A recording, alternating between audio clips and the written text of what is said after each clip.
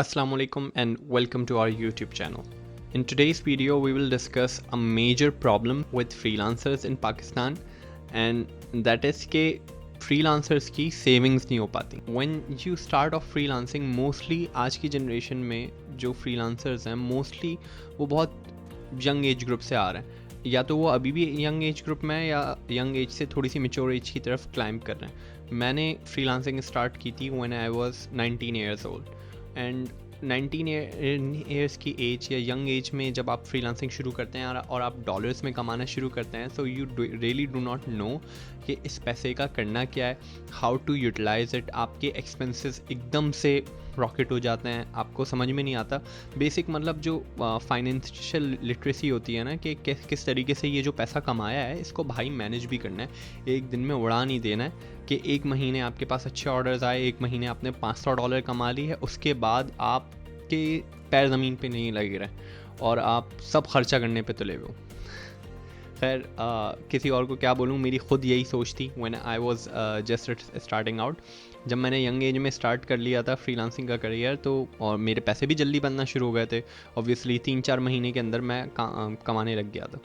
अब मुझे ये समझ नहीं आ रही थी कि इतने पैसे की करती हैं, तो मैंने वही किया जो आम किसी भी लड़के को करते हुए आप देखेंगे, कि मोबाइल फ़ोन्स पे ख़र्चा किया, बाइक के ऊपर ख़र्चा किया, गाड़ी लेने पे ख़र्चा किया, मतलब ऐसी मटीरियलिस्टिक चीज़ों पे ख़र्चा किया. वो भी इसलिए कि मेनली मोटिव क्या था, बेवकूफ़ी थी, यंग एज थी. यंग एज में कोई भी, अगर आप भी अभी यंग एज में है ना, आई एम श्योर कि तुम भी यही सोच रहे होगे, और तुम सोच रहे होगे यार तुम यूनिक नहीं हो, मैं भी यही गलतियाँ करके आया हूँ. तो अब करना क्या है भाई, ये जो पैसा कमा लिया ना, इसको थोड़ा सा ना मैनेज करना सीखो. फ़ौरन से जाके नहीं ऐलान कर दो कि तुम क्या कमा रहे हो. फ़ौरन से जाके नहीं ऐलान कर दो इवन अपने घर के अंदर कि this is what you are earning. क्योंकि फ्रीलांसिंग एक ऐसी फील्ड है कि आज 10 है, कल 100 है, परसों 1000 है, और मे बी आफ्टर दैट कुछ मंथ्स में कुछ भी नहीं है. समटाइम्स ऐसा होता है, जब तुम स्टार्ट ऑफ कर रहे होते हो, तुम्हारी इतनी रिकरिंग इनकम नहीं होती, तुम्हारे पास कभी बहुत ज़्यादा ऑर्डर्स आ जाते हैं, कभी कुछ भी नहीं आता, कभी अकाउंट भी बैन हो जाते हैं. प्रोफाइल्स बैन होना कितनी आम सी बात है. आई एम श्योर अगर तुम इस प्रॉब्लम से गो थ्रू कर चुके हो तो मेरी बात को तुम बहुत ज़्यादा अच्छे से समझोगे कि ऐसा होता है. तो ऐसा तुम्हारी कोई जॉब नहीं है, तुम्हें सैलरी नहीं मिल रही है कि हर महीने तुम्हें 30,000 मिल रहे हैं और तुम पे चेक टू पे चेक गुजारा कर लोगे. नहीं, you have to be financially smart कि how to manage those funds, how to manage your everyday lifestyle, how to control your expenses, ताकि जब उन डेज़ में, उन मंथ्स में जब तुम्हारे पास कोई काम नहीं आ रहा है, तब तुम मैनेज आउट कर लो. So you have to be really smart when managing your expenses and everything. Okay, so here are 3 tips on for new freelancers on how to save money, how they can save money at an early stage. सबसे पहले आप एक budget बनाओ कि आपकी monthly expenditures हैं क्या, तुम्हारी रिक्वायरमेंट्स क्या हैं, तुम्हारी नीड का ना एक लिस्ट बना लो. कि मिसाल के तौर पे मंथली तुम्हारी एजुकेशनल एक्सपेंसेस इतने हैं, तुम्हारा फ्यूल एक्सपेंसेस इतने हैं, तुम्हारी फूड के एक्सपेंसेस इतने हैं, तुम्हारे उठने बैठने के मिसलेनियस एक्सपेंसेस इतने हैं. उसकी एक लिस्ट बना लो एंड मेक श्योर कि उसके अंदर सारे सर्वाइवल वाले काम सारे लिख लो, and you'll get a figure कि अब उसको तुम बजट आउट करो कि उसमें वो सब चीज़ें, खर्चे तुम्हारे कवर करने में कितने पैसे लग रहे हैं. वेदर इट्स 20,000, 30,000, 35,000, वो कॉस्ट निकाल के रखो. अगर तुम घर को सपोर्ट कर रहे हो या घर में तुम थोड़े बहुत पैसे खर्च कर रहे हो या यूटिलिटी सपोर्ट कर रहे हो, whatever it is, I am sure initial age में तुम कुछ ना कुछ करने की कोशिश कर रहे होगे, क्योंकि हम सबको जल्दी बड़े होने का बहुत शौक होता है. बहुत बड़ी बेवकूफ़ी होती है भाई, नहीं जल्दी बड़े होने की कोशिश नहीं करो. आगे आने के बाद कोई सीन ऑन नहीं है, सारा सीन ऑफ है. सारा कच्चा रोड है, रोड भी खुद डाल के चलना है, गाड़ी भी खुद लेनी है, सारे मसले मसाइल खुद देखने हैं. नहीं आओ, स्लो, भाग के मत आओ इस रास्ते पे, आराम से आओ, चिल करके, टेंशन नहीं लेनी. उन्हीं खर्चों में हाथ डालो घरेलू, जिनमें तुम्हें पता है कि इतना तुम कर सकते हो. ऐसे नहीं कि तुम्हारा एक महीने $500 का क्लाइंट लगा और तुमने बोला अम्मी कल से पूरे महीने का खर्चा मैं चलाऊंगा. नहीं भाई, ऐसा नहीं होता. ऐसी बेवकूफ़ी मत कर देना. अब तुम ऐसे करो कि तुम पहले छोटी चीज़ से स्टार्ट करो. मिसाल के तौर पे यूटिलिटी बिल्स रख लिया कि भाई अगर 10-15 हज़ार के या 20,000 का यूटिलिटी बिल आ रहा है, वो मैं भरूंगा. तुमने सर्वाइवल प्लस रिस्पॉन्सिबिलिटी को कवर कर लिया. अब उसमें तुमने देख लिया कि तुम्हारा फिगर कितना बन रहा है, 50 to 60,000 मिसाल के तौर पे बन रहा है. उसके बाद जितनी अमाउंट बच रही है ना, उसको 2 स्लॉट्स में तोड़ दो. एक स्लॉट होगा तुम्हारा सेविंग्स का, एक स्लॉट होगा तुम्हारा इन्वेस्टमेंट का. ये दोनों डिफरेंट चीज़ें हैं. सेविंग्स और इन्वेस्टमेंट दोनों को आपस में मर्ज नहीं कर देना है। अब मिसाल के तौर पे अगर तुमने फॉर रेफरेंस मैं अभी एक फिगर ले लेता हूँ कि तुम 1 लाख रुपए के सेल्स कर रहे हो पिछले 2 महीने से, और तुमने 50,000 रुपये तुमने अपने सर्वाइवल और रिस्पॉन्सिबिलिटी के अंदर लगा ली।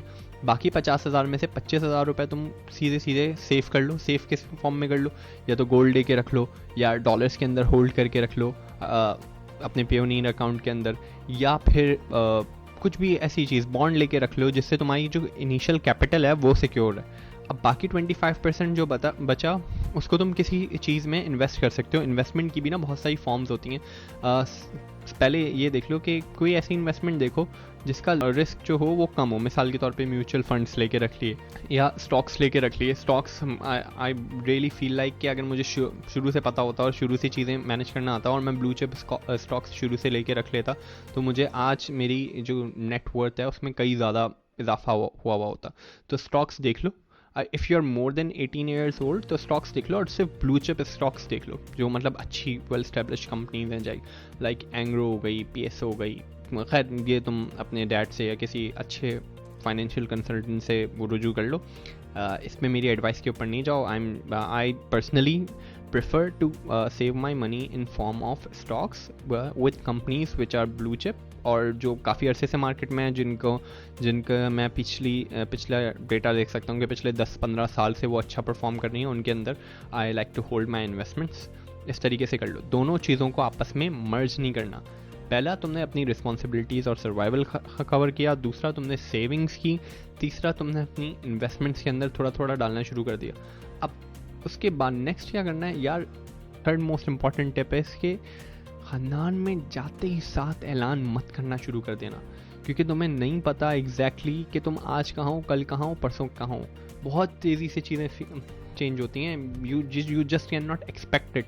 समटाइम्स वो बहुत अच्छी भी हो जाती हैं, समटाइम्स बहुत बुरी भी हो जाती हैं। मैंने ऐसा टाइम भी देखा है जब मुझे अपनी एजेंसी बंद करके कुछ टाइम ब्रेक लेना पड़ा है, वो भी मेरे ऊपर टाइम था। और मैंने ऐसा टाइम भी देखा है जब फाइवर ने मेरे 2 चलते हुए अकाउंट्स को कम्प्लीटली बैन कर दिया। और मैंने ऐसा टाइम भी देखा है कि 6 महीने के अंदर मैंने अपनी टीम वापस खड़ी कर ली है। 6 महीने के अंदर मैं 40,000 पर मंथ से वापस 1.5 लाख रुपए पर मंथ पे गया। अब ये चीज़ ऐसी है कि which was unpredictable. I had the skill set that was required, but अब वो किस तरीके से राइट टाइम पर अपॉर्चुनिटी आती है, you just don't know. And it's not like कि you have a stable career और स्टेबल जॉब जिसमें तुम्हें पता है exactly this is what you will take home. Freelancing is not like that. तो जब जैसे जॉब के अंदर तुम्हारा ऑफिस तुम्हारा एम्प्लॉयर कंट्रोल कर रहा होता है ना, तुम्हें इतने पैसे मिलेंगे, ये काम करना है, या ये चीज़ें तुम्हारे एम्प्लॉयर के हाथ में कंट्रोल होता है। इन फ्रीलांसिंग योर ओन बॉस। तो अब तुम्हें ये अपने अंदर सेंस डेवलप करना है कि ये चीज़ें तुम्हें करनी है, ये चीज़ें नहीं करनी है, इसके ऊपर खर्चा करना है, इसके ऊपर नहीं करना, और ये चीज़ें इस तरीके से मैनेज करनी है। क्योंकि हमें यंग एज के अंदर ये चीज़ समझाई नहीं जाती, और क्योंकि हमसे जस्ट पहले वाली जो जनरेशन है, हमारे parents, they don't know what is freelancing, they don't know what is online income, what online business is. तो वो तुम्हें ज़्यादा बेहतर तरीके से गाइड भी नहीं कर सकते। और इस चक्कर में हमारा बच्चा करता क्या है, बहुत ज़्यादा शुरू में खर्चा कर देता है, मेरी तरह पानी की तरह पैसा बहाया भाई। और शुक्र है वो तो बहुत ज़्यादा अरसे तक नहीं बहाया, 1-2 साल ही बहाया, लेकिन वो जो पैसा बहाया है ना, आई विश अगर मुझे अकल होती तो मैं उसका सारे पैसे को सेव कर सकता, बट मेरे पास नहीं थी। चलो कोई मसला नहीं है, थोड़ी सी देर से आई। तुम्हें मैं इस वीडियो के थ्रू ये मैसेज डिलीवर करना चाहता हूँ कि भाई प्ले स्मार्ट, चीज़ें दिखाओ, वो भी लेकिन स्लोली दिखाओ। लाइक अपने पेरेंट्स को एक अपनी स्पेसिफिक इनकम बता के रखो कि भाई मेरी इतना ही है एवरेज। मिसाल के तौर पे मैं महीने का 30,000 रुपये कमाता हूँ। भले ही तुम्हारे पास लाख रुपये रेवेन्यू आ रहा है ना, तुम्हें एक स्पेसिफिक बताओ 30,000 रुपये आते हैं, और उसी में अपना बजट गुजारा करने की कोशिश करो। उससे ज़्यादा खर्चा नहीं एक्सपेंड करो। हाँ, अगर एमरजेंसीज आ रही है तो उसमें दो। मेडिकल एक्सपेंसेस एकदम से आ जाते हैं, कोई एक खर्चा एकदम से खड़ा हो जाता है, तो उसमें हाँ you can bear up the responsibility. लेकिन ऐसा भी नहीं करो कि तुम सब खर्च करके बैठ जाओ और रेनी डेज के अंदर तुम परेशान हो रहे हो। और ऐसा भी नहीं करो कि जब तुम्हें पता है कि अब रिस्पॉन्सिबिलिटी निभाने का टाइम है, अब खर्चा करने का टाइम है, उस पर तुम लेके बैठे हो, अपने पैसों पे सांप की तरह लेके बैठे हो कि नहीं अब कुछ नहीं करना। भाई पैसा इस्तेमाल करने के लिए, बैठ के सहतने के लिए भी नहीं है। तो दोनों चीज़ों पे हमें स्टेबलाइज होकर चलना है। That was all in this video. I hope तुम्हें इस बात की अकल आए, इस बारे में तुम्हारा दिमाग चले कि you have to save money, don't overspend, सही है। और एक स्टैंडर्ड ऑफ लिविंग अपना कंट्रोल करके लेके चलना है, ताकि ज़िंदगी आगे जाके तुम्हें जब तुम्हारे रेनी डेज आएँ तो तुम परेशान ना हो, और मोस्ट इम्पॉर्टेंटली वो गलतियाँ ना करें जो इससे पहले वाली आपकी जनरेशन करती हुई आ रही है। इस दफ़ा नेक्स्ट टाइम में नेक्स्ट जो मैं समझता हूँ क्रीम आ रही है, उसको हमसे बेहतर या आगे की गलतियाँ करनी चाहिए। रिपीटेटिवली वही गलतियाँ करना कोई सेंस नहीं मेक करता। चलें, that's all. Thank you very much for watching. और अगर तुमने सब्सक्राइब नहीं किया है, यहाँ तक देख रहे हो, यानी तुम्हारे लिए ये वैल्यूएबल कंटेंट है। I regularly make content on freelancing, side hustles, blogging, तो I am sure this will create value in your life, so do subscribe to it. Thank you, खुदा हाफिज़।